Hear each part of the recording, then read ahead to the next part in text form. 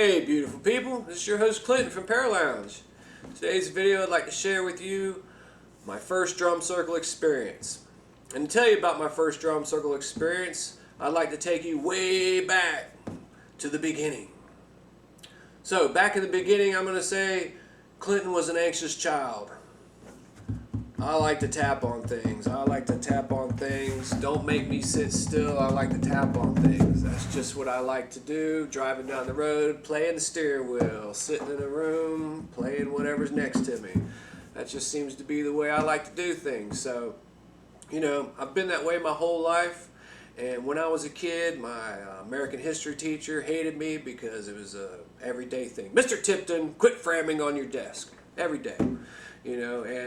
So long story long, I'm hanging out with an artistic friend of mine, and we're making some stuff. He's airbrushing. I'm hanging out next to him, and I'm just playing some. Pretty sure, if I remember correctly, it was probably a motorcycle gas tank or something of that nature that had a beautiful percussive sound to it, but I'm tapping away on it. It's not a drum. It's just a piece of trash that we're, got sitting around the shop there, but I'm playing it like a drum.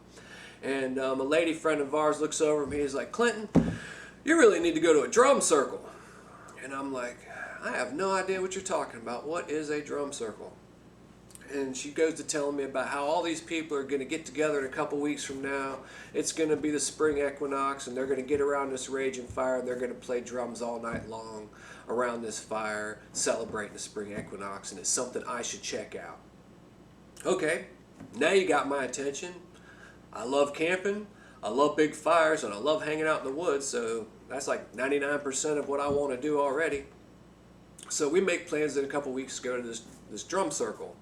Now, I'm of Hollywood mind. I'm a young kid, and the only thing I know better is just TV, and when you tell me about drums, I'm thinking either a kit drum, which is in a big rock and roll band, playing with sticks, kit drums, and or like a Native American powwow drum, like what I got in front of me, some big drum. That's what I got in my head. So I'm thinking, okay, well, I'm going to this drum circle, and I want to play drums because I love drums, and I don't own a drum, but I'd like to own a drum, but I'm a poor country boy. I can barely drive down to where this drum circle is. It's down near High Springs. It's about an hour away from me. I can barely make it down there just in gas, so I don't have a lot of money. But I'm a intuitive kind of guy. I'm like, I can figure this out. I'm inventive, and so I called my friend John up one night, and I'm like, "Hey man, I'm gonna go to this drum circle, and I need a drum, dude." I was like, so I know you're a hunter. You got any deer skins? And he's like, "Yeah, I'll hook you up." So the next morning, he knocks on my door early in the morning, and he's standing there, and he's got a deer hide for me, fresh, still steaming, literally just cut off of the deer, like within the hour. He just got done putting the meat in the freezer, processing this deer, and he knows his buddy needs the hide, so he loads it up, rides over to my house with this hide that is literally hot to the touch. And so I'm excited. I'm like, all right, this is just what I need. Now, I've been looking around for a shell, something I can make, to put the drum hide on. I know the basic concepts of a drum. I'm not an idiot, so I know I got to have a shell. And I've been looking around. My buddy Eric, he found a palm tree, and he hollowed out the stump and made him one. And I hadn't found nothing yet that I really wanted. And then all of a sudden I did find what I was looking for, and I was like, that's gonna work. Okay, so I found an old ice cream churn, and it's probably from the 70s. It's made of like cedar plank, and it's just bucket size ice cream churn. And I pull the mechanism off the top. If you ever made homemade ice cream, you put all the stuff in there and you churn and churn and churn. It makes ice cream, and you're blessed if you ever got to do that. But anyway, I got this ice cream churn. I pull all the mechanisms off of it, and I'm like, I'm gonna make a drum out of this sucker.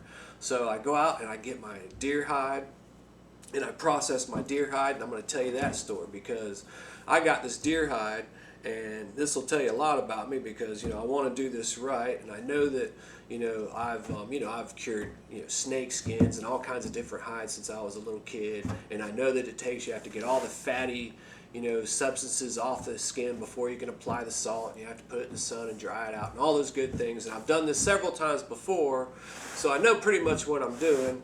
And I know that I'm going to make this drum, and I want this drum to mean something to me because I'm like, man, if I'm going to make something, if I'm going to create something, it has to be meaningful. I can't just make something and throw it out there. It's got to be meaningful, and I'm making a drum. So to me, I'm thinking, man, I'm making a drum. This has to be meaningful.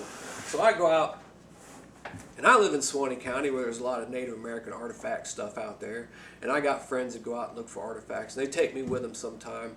I don't have a very good eye for it, so I don't own too many arrowheads or anything of that nature. But I do like to find tools. And so out on one of our hikes, I found this. All right, so check this out. All right, can you see that?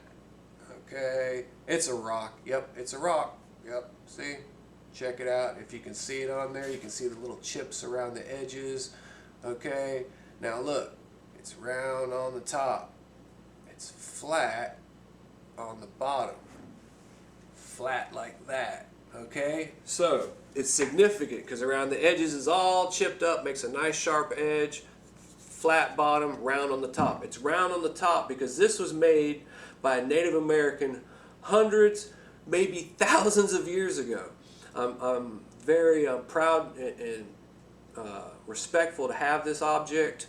It was held in the hands of a human hundreds to thousands of years ago, and it was used to clean hides. It's a turtleback scraper. It's called a turtleback because it's literally in the shape of a turtle. It fits in the palm of your hand, and then you just push it across the skin and remove all of the fatty hide, the fatty substance. I think it's called fuchsia, but you remove all that stuff off the skin before you salt it and put it in the sun. So I literally used a Native American artifact to make my drum, to clean the skin head to be applied to the drum. Okay? Never seen a djembe. Now mind you, this is like 25 or so years ago, 25, 22. Holy moly, this is probably 28 years ago when I went to my first drum circle, now that I'm thinking about it. And back then there was no cell phones, internet was barely born, and there was no way for me to get on. I didn't even own a computer at the time, so there was no way for me to get on the internet and see what other drums look like, or seed my brain with the idea of a djembe or any other kind of drum. So I'm just running on instinct, and I have to tell you, I'm a little bit proud to know that I did this much. So check this out. I put this drum together. Ice cream churn, deer hide. I went to the craft store and I bought the biggest ring that they had sitting on the craft shelf. There's two little rings in here that were actually made and supposed to be for making dream catchers. Way back in the day, everybody went gaga over some dream catchers, and you can find these rings and buy them. And look at this. So what I did was I cut a hole and then left it and cut a hole and then left it and cut a hole. Everywhere there's a hole, that skin left a flap, and I just rolled it into itself through the hole, and then I took rope and run over the top of that to lock those rings together onto the hide. I had no idea how a djembe was made, never seen one. This is strictly out of my imagination. I think I didn't do it too bad of a job. And then I took the rope from here and I put these ugly eye bolts down here, and I run the string up and down those eye bolts to connect it to the drum. Now, this drum was headed, like I said, like 28 years ago. I mean, this is a long time ago. It's still pretty tight. It's as tight as it was the first day I made it. So I'm very proud that it held what it is. These ropes are still tight. And the thing is what you're not seeing is there's some little holes right here. There's one on the other side. Those two holes, this drum originally was made. I had cow horns, literally a set of cow horns, and they were drilled into the side. I had a cow horn coming off this side and a cow horn coming off that side. I mean, this thing was Flintstones looking for sure. But those cow horns looked so cool, and you could set it in your lap, and the horns would actually stop it from going down into your lap, so it actually mounted the drum into your lap. I had to take them off because it just made the drum just big and bulky and kind of goofy, so I took them off. But that's how it was originally made, with cow horns off the side. But you take this drum, set it next to a fire for a second, and let it heat this head up just a little bit, and it will actually tune up beautifully. I still play this drum. I haven't heated it up on a fire in a long time. I just play it in my living room, flat the way it is. I don't even want to call it flat. It's just a little loose, and I have a good time. This drum is where I come up with the words hum a drum. If I've ever wrote a letter to you, or sometimes I'll make the statement hum a drum, that's where this comes from. Over the years, I watched djembes and other drums. When I'm in the drum circle world, I watched them go from pretty nice and tight and tuned back in the day when we had to use these metal bars and like all these different things to pull and get that rope tight. It was literally a laborious effort to get these drums, tight. So not everybody was playing on tight drums. Now, they've come up with new methods, tables, winches, all this other stuff, and the drums are they're ting, ting, ting. They're super, super tight.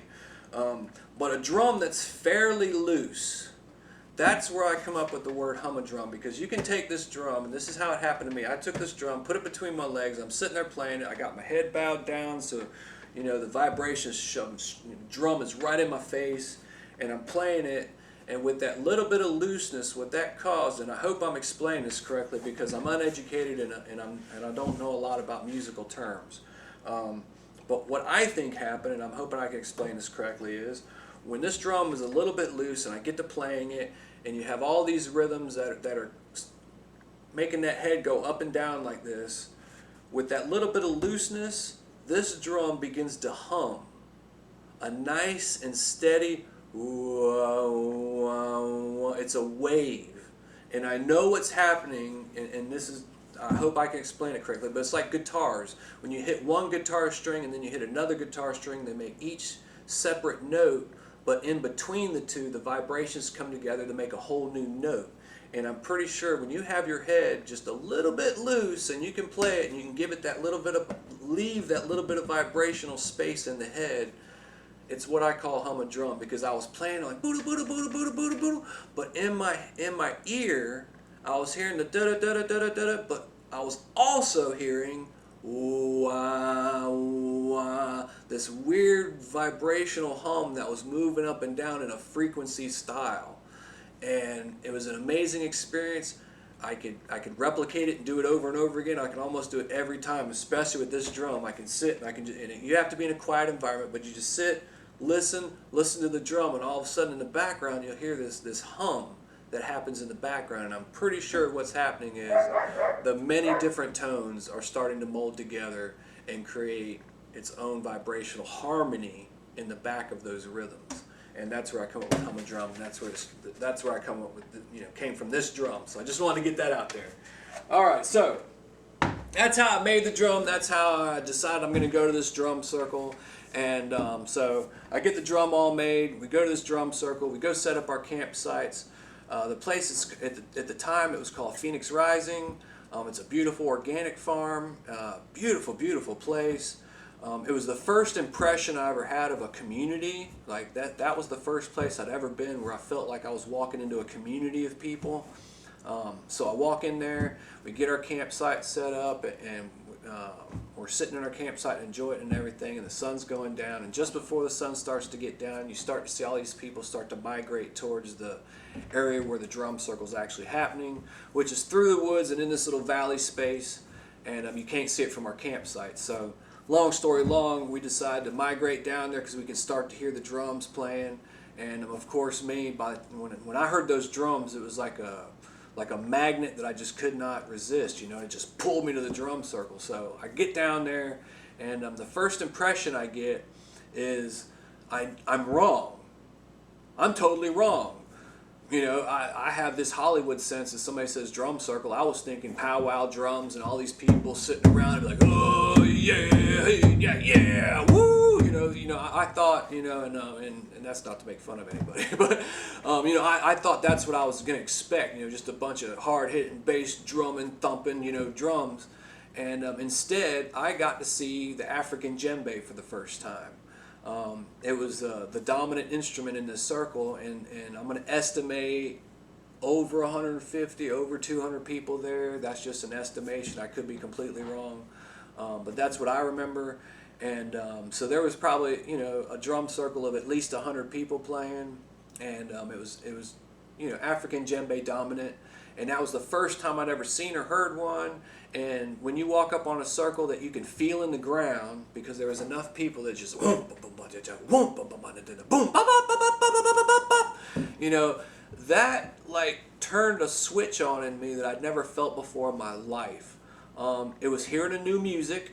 You know, it was like never hearing rock and roll. Imagine growing up and your parents never let you listen to rock and roll, and all of a sudden you hear rock and roll for the first time. You know, it was like experiencing a new music for the first time.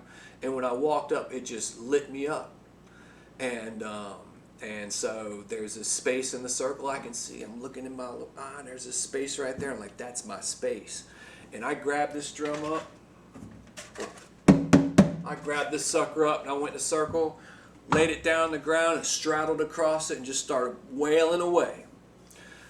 Now, it didn't take me long to figure out that I'm beating my hands into just meat bags. You know, they were just, it was almost painful to a point, because I was just playing along, and I literally got a djembe here and I got a djembe here, because the two guys next to me are standing up and I'm down on the ground.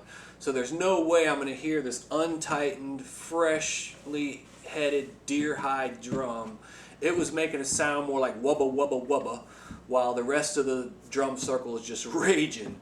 So literally all this long spiel about my first drum circle, that was my approach to the drum circle. But this, what I'm about to tell you, is where I'm trying to go with this story, because this is what's important. I'm sitting in drum circle, I'm playing the drum. Now, let me make the story longer and describe to you a little bit more about myself. You see me sitting here in a black t-shirt that says drum circles happen, nice positive message. But I'm wearing a black shirt. I've always wore black ever since I was a little kid. I've always been attracted to the color black.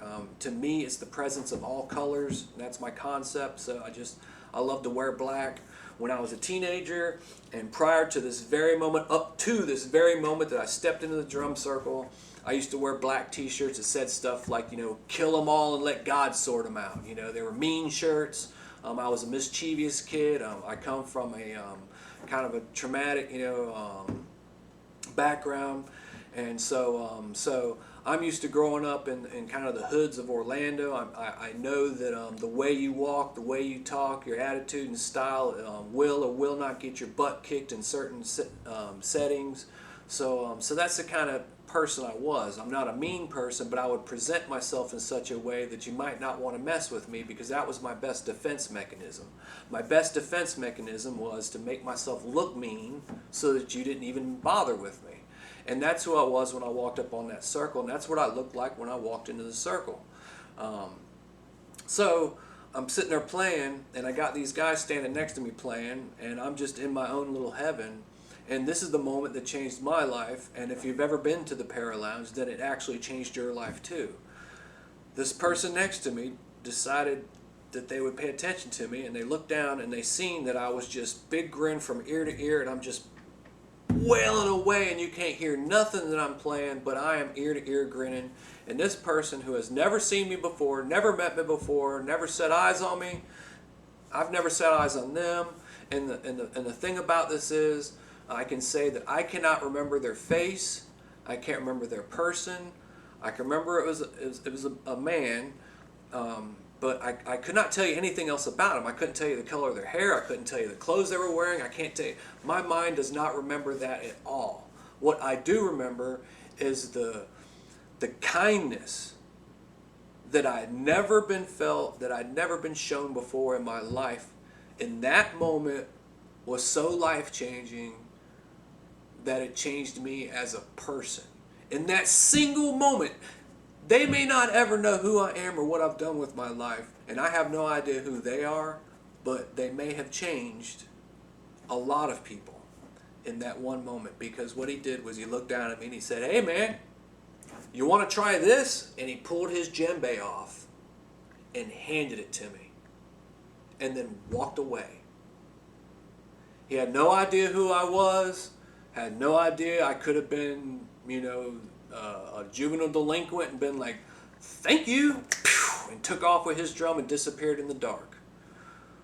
But instead, I tried to play the African djembe for the first time in my first drum circle, because somebody next to me had the empathy to look at me and see that I was happy, but I could be happier, and they could make it happen, and they did. Now I get emotional talking about this because, like I said, it changed my life, and if you've been to Paralounge, then it may have changed yours, because this person's one act of compassion changed my entire being. I went into that circle. I've never been a violent person. I'm very mischievous at times. I'm a very high energy person. I bounce off the walls and everything. But I've never had much focus. I never had any like goal in life or anything. Just to be me and just live my life. I played in that circle. That person come back like, I don't even know how long. I played their drum for a long time, and then finally they walked up to me, and I'm just literally like almost tearing up happy like I am now. And they looked at me, and I can't even remember. I know I said thank you. I handed them their drum, and I can't tell you, my memory will not pick up anything else about that night. All I remember is that one act of compassion that made me feel so accepted with nothing. There was no recourse. There was no, well, you need to do this. No, they just accepted me. He let me play his drum. I was part of the music. I became part of the rock and roll stars that were making this drum circle happen. And it made me feel so accepted and part of something that it changed my life. It changed who I was. I walked out of that circle literally like I had been baptized. So that's my story about my very first drum circle. My very first drum circle, I was so anxious and looked forward to it so much and wanted it so badly that I went out and built my first drum out of a deer hide and an ice cream churn. I showed up at what I thought was going to be a big, fun party. What I realized was there was actually a real presence of community, a real presence of music and respect. And I showed up, a person that was unfocused, just living life, and I left a person who said, I'm going to share that experience with everybody I ever meet. So that's my first drum circle experience, and that's why, when we created the Paralounge, I decided that I would try to make the best drum circle experience possible. That's all I've ever wanted to do with our drum circles, is just make them the best experience. I could care less if it sounds good. I could care less if you learn a bunch of things. But what I really care about is you've had this experience where you feel the community, you feel the music, you feel a part of the music, you feel like a rock and roll star, and you've made friends. You've made lifelong bonds. Because that's what I carried away from my first drum circle. It changed my life forever. I just wanted to bond with everybody in my life like I bonded with those people. And it wasn't like an intimate bond where we were together talking and getting to know each other. It was trust. There was a trust that was there in that community. There was an acceptance and trust in that community that just blew me away. And so if I can create that experience for other people, that's where my life focused, was to create that experience for other people. So that's what I do with the Paralounge. I try to make the very best drum circle experience there is, so that you can walk away with a life-changing experience and feel positive about what just happened to you. So I appreciate you listening to my long story and taking the time and checking out my videos. Like them, subscribe to my channel so I can keep making stuff like this, because I got a lot of Paralounge stories, and I think I'm going to keep putting them out there because I think you want to hear them. So anyway, be safe. Have a good time at your next drum circle. Go to www.paralounge.net. Check out the events we have coming up, and I look forward to seeing you there. I'm a drum.